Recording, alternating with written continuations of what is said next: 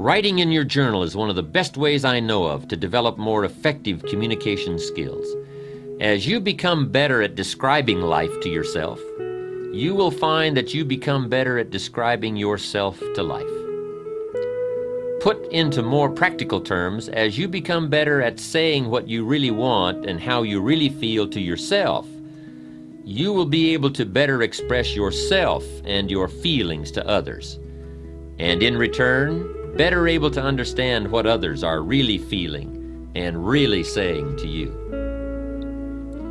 You see, communicating with people our own age, or who have similar educational backgrounds, incomes, professions, or beliefs, is a relatively easy process. But what about the two people who are, to all outward appearances, radically different? A teenager and a 40-year-old father, a high school dropout and a college professor, a successful lawyer and an unemployed auto worker. Now the real challenges of communication begin to manifest themselves. But they are challenges that using a journal can help us overcome. You see, regardless of the differences in our outer worlds, inside human beings are all basically alike. We've all known sorrow, maybe not from the same event, but we've all experienced the emotion. We've all known the joy of achievement, perhaps in different circumstances, but certainly the same feeling. Regardless of our outward differences, those basic human needs and emotions will always provide a common ground or build a bridge for effective human communications. You see, by the time we have reached adulthood, most of us have experienced almost every aspect of the human drama in one form or another. The problem is that most of the experiences have gone right on by us. We have never taken the time to capture them, to ponder them, to analyze how we felt at that time, how we responded to others while we were in those circumstances, or what our priorities and needs were during that period in our lives. Suppose, however, that you took the time to capture the events and happenings of your life on purpose with paper and pen, so that you always had a wealth of experiences from which to draw. Imagine now what an incredible impact this awareness could have on your life. How it could help to bridge the gap between you and your children, your clients, your associates, your neighbors. You see, if you will but take the time to capture how it is for you at any given point in your life, then you will always be in a position to relate to how it might be for someone else at this moment in their lives. The situations might be different, but the basic needs and emotions never are. We don't have to dress alike or go to the same schools or be the same age or sex to feel the same way. Use your journal then as a textbook for life. Use it to capture the full range of human emotions that you continuously gather from your experiences. I promise you that if you will take just a little time to capture your experiences, the end result will more than repay you for the time you invest. Now here's another question frequently posed about using a journal. The question is, how often should I be writing? The answer to that is simple: as often as you wish and as often as you need. There are two extremes to avoid: never writing in your journal and constantly writing in your journal. In the first instance, you will be participating in life without capturing it, and in the latter case, you will be capturing life without participating in it. Life should be a delicate blend of both observation and action. And let me stress again that the first discipline to be mastered in using a journal is to develop the habit of always having it with you. If you do not open it for weeks at a time, that's okay. Just get into the habit of carrying it. Without much effort on your part, plenty of opportunities for putting it to use will present themselves. Also, the simple act of carrying your journal speaks to the world. It says, I am a conscious observer and participant in life's events. When you present yourself to life as a serious student, life will respond by providing you with an endless opportunity to learn and grow and develop and enhance any and all aspects of your life. Remember, no tape program, no book, no seminar, and no encouragement from me can help you to develop the discipline to use your journal. Experience has taught me that the most I can hope to do is trigger your interest and enthusiasm. Recently, I had the chance to address a group I had spoken to several months before. The last time I had been with them, I had given one of my all-time best speeches on the importance of thinking on paper, with a particular emphasis on using a journal. They were an enthusiastic and responsive group, and it appeared from the many letters and cards that flowed in after my speech that my ideas had been particularly well received. However, just after I was introduced the second time, I asked the group one question: how many of you are now using a journal? I am sad to report that out of a group of almost 500, only a few hands were raised. The rest of the audience exchanged sheepish glances, much as you might give your doctor when he asks you if you have cut down on smoking. The mysterious workings of the human mind never cease to amaze me. We all know what is good for us. We all know that it will keep us healthy or happy or prosperous, but somehow we fool ourselves into believing that we'll start tomorrow. Tomorrow I will buy that book and read it. Tomorrow I will go on that exercise program. Tomorrow I will speak to John about that problem. Some people will actually listen to this tape, agree that keeping a journal could indeed change their lives dramatically, and yet never get around to writing the first page. But don't let that be you.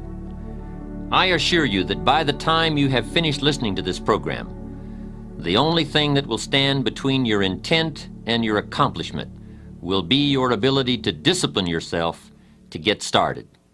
And believe me, once you get started, once you make the effort to begin, once you develop the journal habit, you'll be giving your own lectures to friends and associates about its rewards.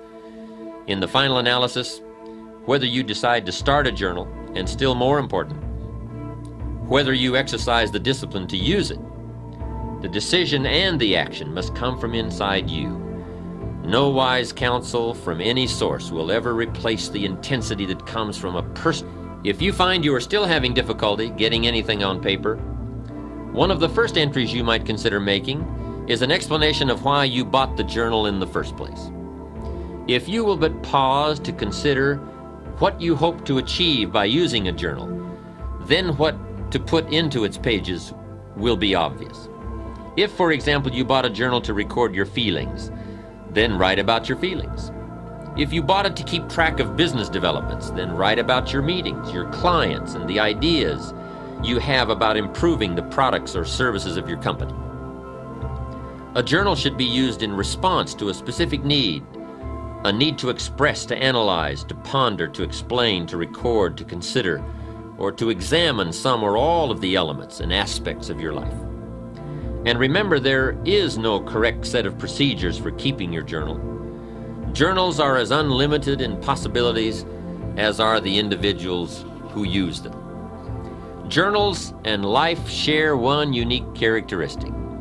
Both provide you with a space to fill as you wish. And for those who are not yet sure how they wish to fill life's spaces, a journal offers you a chance to paint mental pictures of the limitless paths you could travel. In a novel, an author places imaginary characters in imaginary circumstances and then predicts their behavior and responses to these events. So be the author of your own life. Create on paper a set of circumstances, then place you in the middle of them. How would you feel about doing that? What would it be like to live in that city? Being there, how would you feel having those responsibilities or those freedoms? Pick a direction and travel with your imagination to new environments, to new positions, to new opportunities. Create on paper an ideal job, describe an ideal relationship, state an ideal income, outline an ideal code of personal behavior, design an ideal lifestyle.